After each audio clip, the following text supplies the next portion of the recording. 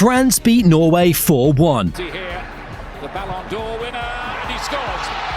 France ahead. Ousmane Dembélé was sensational. Dembele has arrived. Very good last game, but today he's arrived. Norway made 10 changes. To make 10 changes, I think, is absolutely ridiculous. In a competitive tournament like the World Cup, changing 10 of your starting 11. Haaland never came on. Ødegaard was on the bench as well. Everyone is going to look at the final score and make the same mistake. They only beat Norway's B team. But that's not what terrified me, because what France showed had nothing to do with who Norway rested. I think even the A team from Norway or many A teams in the world would have struggled to cope with all of that class. It was how effortlessly they dismantled an international team, while looking like they were barely trying. And if this is what France looked like before the knockout rounds, the rest of the World Cup has a very serious problem. It's just absolutely frightening for everybody else. Before we get into what happened on the pitch, let's be honest about what the narrative was heading into this game. Dead rubber, meaningless fixture. France versus Norway was a bit beyond real analysis once the lineups dropped. The outcome felt sort of assumed from the start. Both teams already qualified, both managers with every reason to rest legs and avoid injuries. Norway's coach, Ståle Solbakken, leaned all the way into that logic, making 10 changes from the side that had been dominant through the first 2 match days. We can point out the fact that Norway, surprisingly and weirdly, I think as well, changed 10 players and played very much the B team. Haaland sat on the bench and didn't come on. Ødegaard wasn't even involved. The back line, the midfield, the attack, almost entirely different faces to what Norway had shown before. They looked at the matchup, decided preparing for Ivory Coast and avoiding injuries to their stars mattered more than this game. Beating France was always going to be a tough task anyway, so why risk tiring or injuring starters? Rest them now. Focus on the next tough match. Pundits framed it exactly how you'd expect. Don't read too much into this one. Wait for the knockout rounds. France are going to coast. Norway are protecting their players. Move on. Deschamps and Stefan didn't see it that way. He sent out close to a full-strength attacking unit. Mbappe started. Dembele started. The intent was clear from the first whistle. France were playing to win, and they were playing to look good doing it. What followed wasn't a training session that happened to end with goals. Norway's rotated back line was overwhelmed almost immediately, and not simply because they were outmatched on paper. France's attacking unit never stopped moving. The rotation between channels, the constant pressing triggers, the way the front line created confusion with positional switches. It wasn't pace tearing a weak defense apart, it was a system, working exactly as it was designed to work, regardless of who was standing across from it. That's the question worth sitting with. When the pressure is completely off, when there's nothing riding on the result, when you've already qualified and the temptation to cruise is everywhere, what does this team do? They put on one of the most complete attacking performances of the tournament. That's worth paying attention to. For a long time, Ousmane Dembélé carried a very specific reputation in football. Brilliant in flashes, maddening in between. The player who'd beat 3 defenders on the dribble, get into the perfect position and somehow fire it wide. Or higher than the bar. Or straight at the goalkeeper when the corner was open.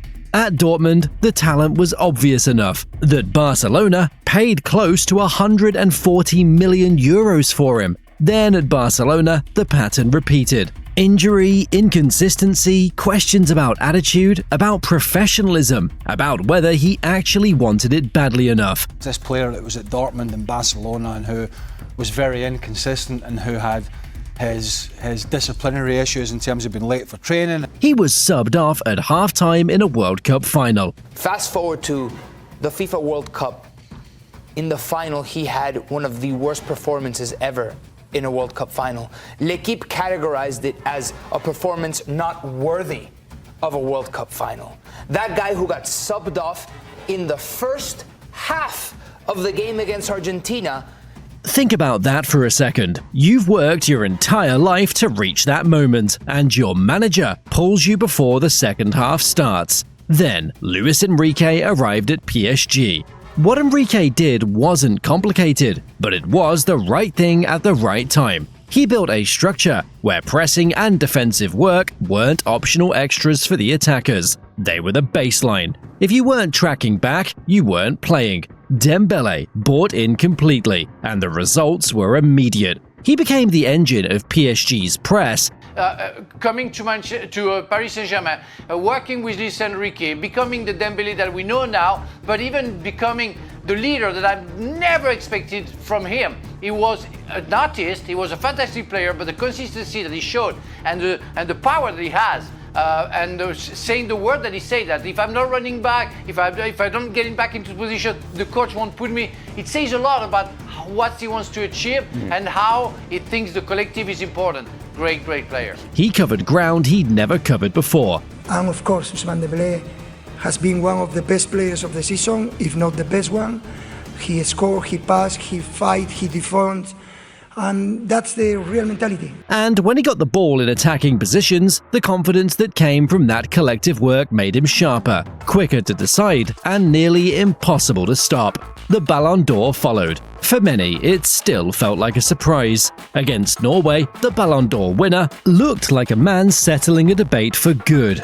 His first goal arrived in the 7th minute. Receiving on the right, he shifted the ball between two defenders with a couple of sharp touches before his right foot did the damage. A low, hard finish that gave the goalkeeper no chance. Fast, decisive, clean. The second was different, but just as devastating. France still have it with Dembele. He's going to try his luck again. He's going to score again. Norway's left back had pushed too high, leaving space behind. Mbappe found Dembele in that pocket, and this time he opened up onto his left foot and curled the ball into the far corner, with the kind of casual confidence that makes defenders feel stupid. Offensively, what he does with his right foot and left foot, he doesn't even know if he's a left-footed or right-footed. He'd gone right first, now he'd gone left. Norway had no answer for either. The players that play on the right that are predominantly left-footed, he has both feet, but let's be honest, with that left foot, we saw it time and time again, although he scored with his right foot too, and the whole off-winger type of thing. You got to figure out how to play it, and it's easier said than done, because you have to guard against them pulling inside and having those shots in on their foot, but also with someone like Dembele and other players, that speed. So if you overcompensate in the middle, then they're going to kill you down the wing.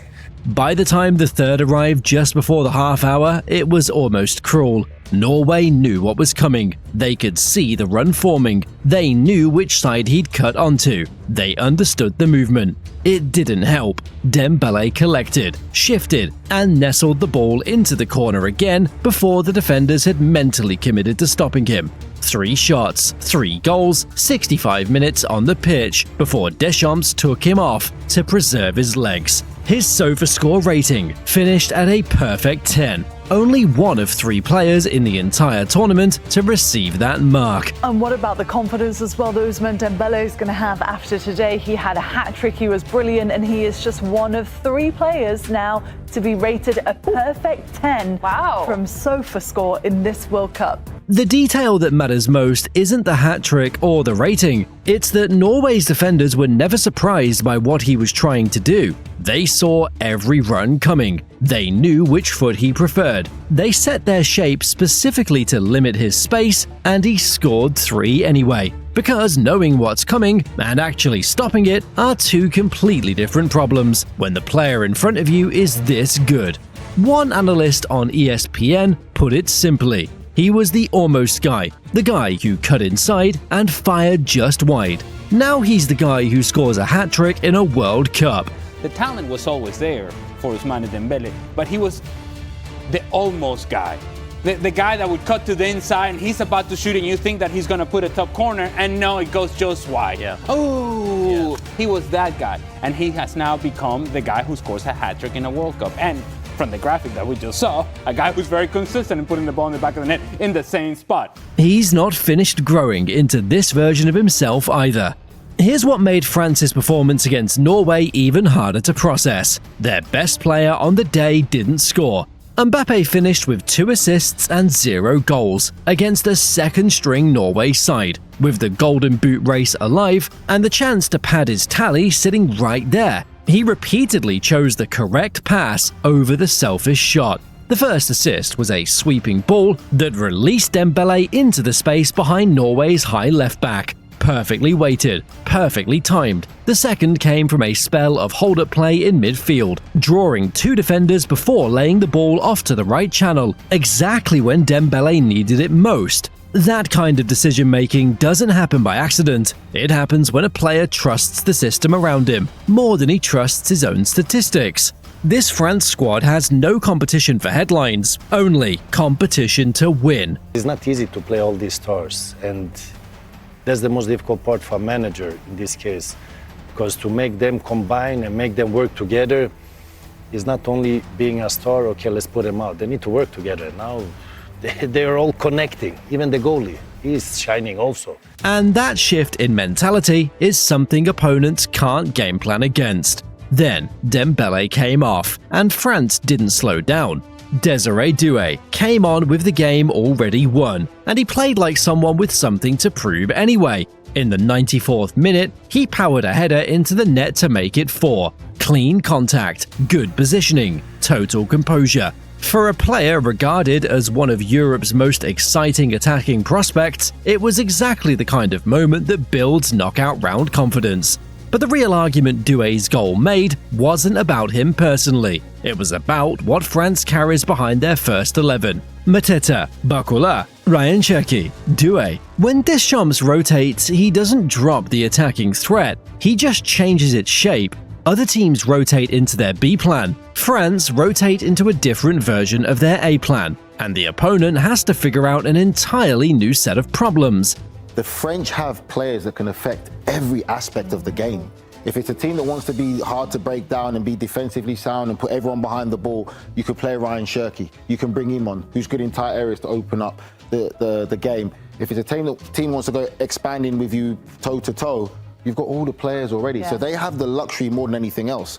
There is one honest question mark over this side, and it sits at the back. 1 clean sheet from 3 group games. Yes, France's defence could cost them this World Cup. I feel like that is the only way to stop France.